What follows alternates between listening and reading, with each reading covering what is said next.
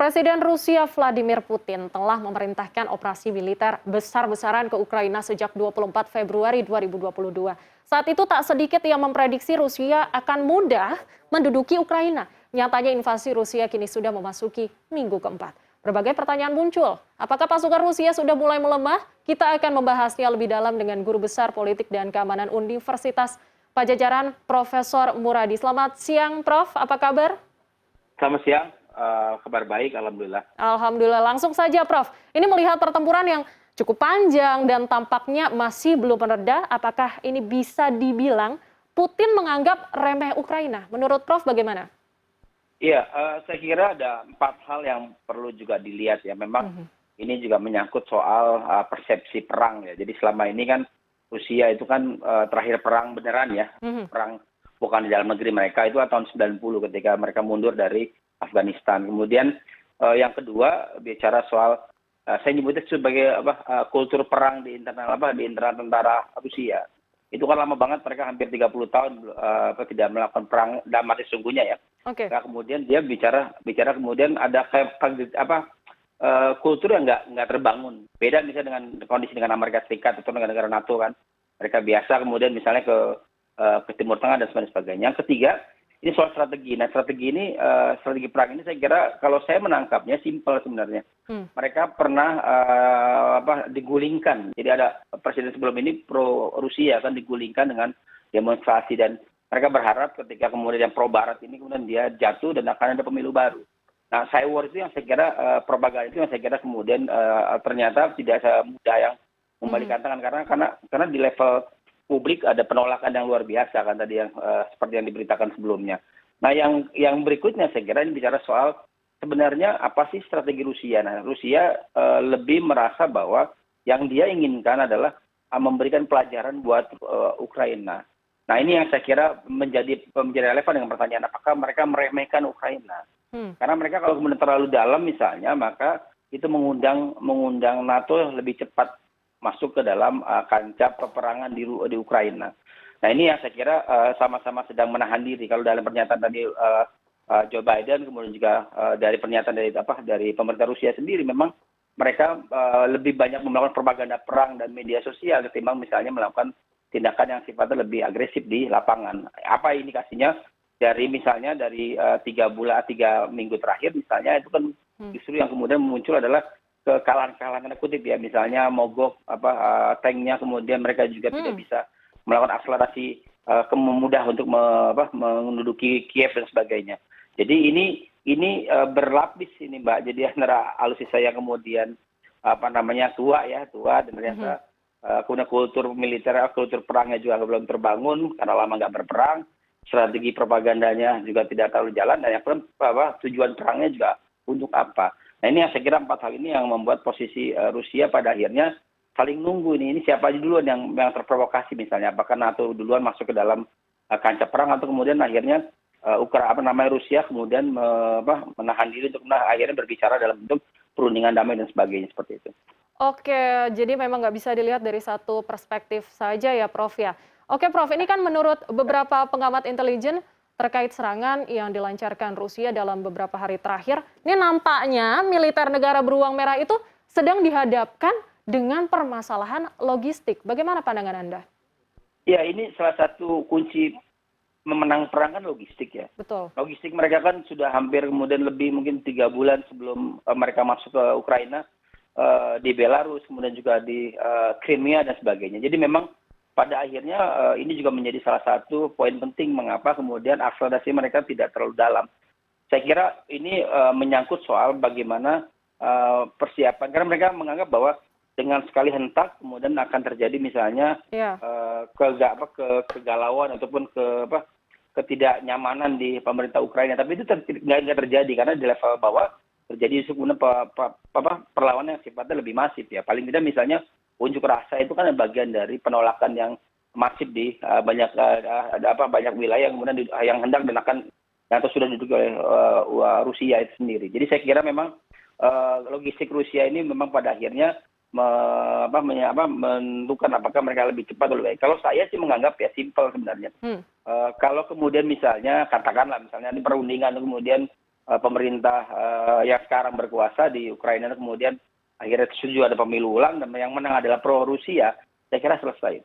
Karena itu yang tujuan mereka sama seperti ketika presiden sebelumnya yang digulingkan dalam unjuk rasa, yang kemudian sekarang menjadi pro Barat begitu. Jadi memang Rusia ingin Ukraina adalah dekat dengan mereka sama dengan Belarusia, dengan Chechnya dan sebagainya seperti itu. Oke, Prof, ngomong-ngomong tentang perundingan, Prof, Presiden Ukraina ini mengungkapkan ingin segera bertemu ya dengan dan juga melakukan perundingan dengan Putin. Ini mungkinkah terjadi dalam waktu dekat?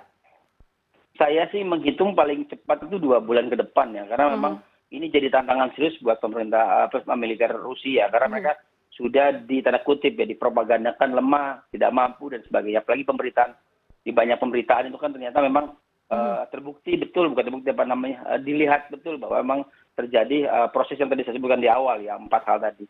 Jadi kalaupun memang misalnya Rusia misalnya akan masuk ke Kiev dan itu terjadi misalnya katakanlah pemerintah sah di Ukraina menyatakan untuk kemudian mau menerima mereka dan mereka mau kemudian mundur dan sebagainya, saya kira akan terjadi. Tapi kalau misalnya kondisi hari ini itu memang pada akhirnya ada tantangan serius ya, tantangan serius dari pemerintahan Rusia untuk bisa merangsek maju ke depan dan menguasai hampir mungkin katakanlah 3/4 wilayah Ukraina. Dengan dari itu memang akan lumpuh pemerintahnya sekarang, maka kemudian dia akan menuntut tidak untuk diduduki seperti halnya ketika perang dingin ya, tapi kemudian mendorong proses pemilu ulang di mana kemudian mereka mendorong jago mereka untuk dimenangkan di pemilu yang akan diikuti juga mungkin oleh calon oleh presiden yang sekarang ini gitu.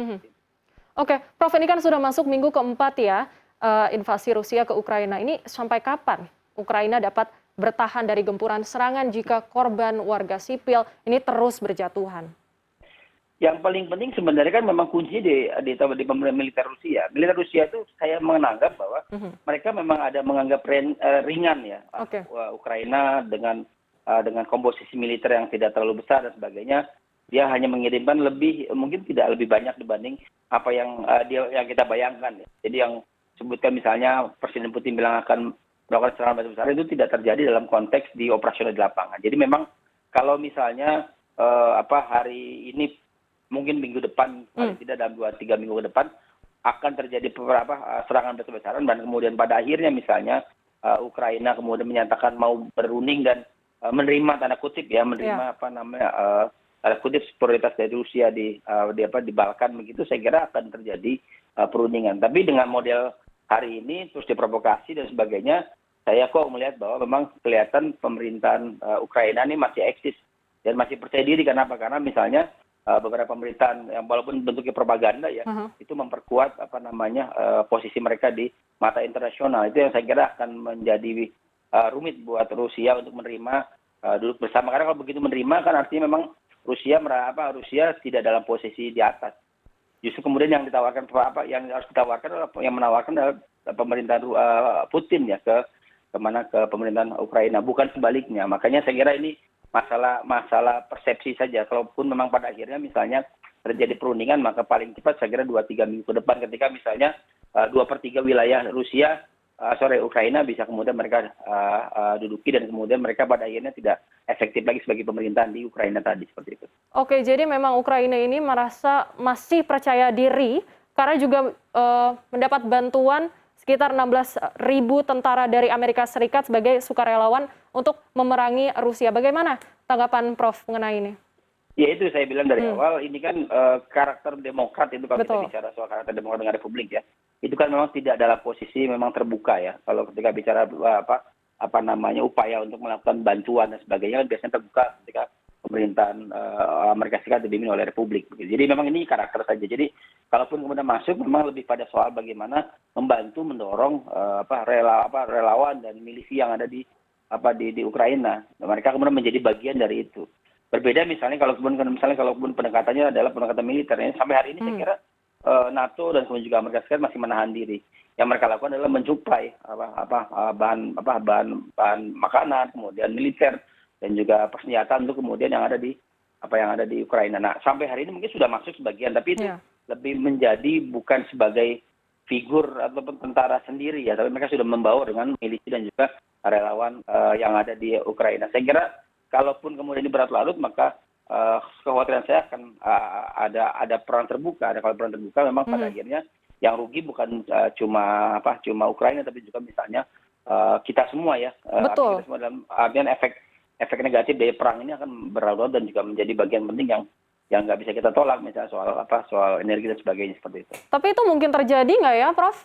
Kalau misalnya memang perundingan ini tidak berhasil gitu dan akan Tadi terjadi. saya bilang dari awal, saya pastikan kalau misalnya katakanlah misalnya Rusia bisa menguasai 2/3 dari wilayah Ukraina, kemudian pada akhirnya pemerintahan Ukraina kemudian tidak efektif, maka yang kemudian Rusia yang akan menawarkan perundingan. Ya, ayo berunding tapi dengan ini syaratnya. Nah sekarang kan sebaliknya nih, saya sih berharap sebenarnya Presiden Ukraina tidak terlalu aktif ya melakukan tanda kutip kampanye yang kemudian dibuat pada akhirnya membuat posisi Rusia tidak dalam posisi yang nyaman. Karena sebenarnya ini makin mendorong pemerintah Rusia untuk kemudian mendorong proses mobilisasi militer ke Ukraina. Dan itu buat kita bagian besar tidak terlalu nyaman karena kita berharap NATO menahan diri, Amerika menahan diri, kemudian Rusia juga pada akhirnya tidak terlalu kemudian menganggap ini menjadi battle war serius buat mereka sepanjang mereka membayangkan Afghanistan ketika tahun 80-an seperti itu, Mbak. Oke, terakhir nih Prof ya, bagaimana dengan posisi Indonesia? Apakah sebenarnya sikap yang ditunjukkan oleh pemerintah Indonesia saat ini dirasa sudah tepat belum, Prof? Ada dua hal yang saya kira. Pertama memang kita kan politik bebas aktif, oke, itu berjalannya. Tapi ada esensi bahwa perang itu atau invasi itu tidak boleh dilakukan oleh negara karena itu adalah bagian penting dari konstitusi kita ya. Jadi itu yang saya kira ada dua hal. Pertama, kita membuka diri untuk misalnya melakukan seperti hal yang dilakukan oleh Kemenlu kita, sampai sisi lain kemudian kita juga mengungkapkan, menegaskan soal relevansi dari invasi itu juga nggak lagi relevan dengan kondisi hari ini. Jadi memang kampanye anti perang juga menjadi salah satu, atau kampanye anti invasi perang dan sebagainya itu menjadi salah satu hal yang didorong. Tidak sebatas kita menahan diri karena kita dekat dengan Ukraina, dekat juga dengan misalnya Rusia dan sebagainya. Pada akhirnya kita tidak dalam posisi yang tegas. Justru kita akan tegaskan misalnya ke pemerintah Rusia untuk kemudian menahan diri dan tidak lagi mendorong proses perang ya. Sementara Ukraina juga bisa kemudian menahan, misalnya presiden tidak lagi terlalu misalnya memainkan peran sosial media yang pada akhirnya justru merugikan secara keseluruhan. Kenapa? Karena tadi provokasi itu menjadi salah satu poin yang tidak bisa kita lakukan sebagai negara ya. Karena itu kan tidak bisa kita kendali karena di sosial media. Berbeda misalnya kemudian itu dalam status resmi. Itu yang saya kira perlu juga kita ungkapkan ke pemerintahan Ukraina dan juga Rusia. Seperti itu, Mbak. Baik, kita berharap saja perundingan dan juga kesepakatan ini terjadi dan semoga cepat selesai tanpa harus terjadinya perang besar. Terima kasih sekali lagi untuk Profesor Muradi, Guru Besar Politik dan Keamanan Universitas Padjadjaran yang hari ini sudah bergabung bersama kami di CNN Indonesia World Now. Terima kasih sekali lagi, Prof. Terima kasih. Sehat-sehat Sama-sama, terus. makasih. Wassalamualaikum warahmatullahi wabarakatuh.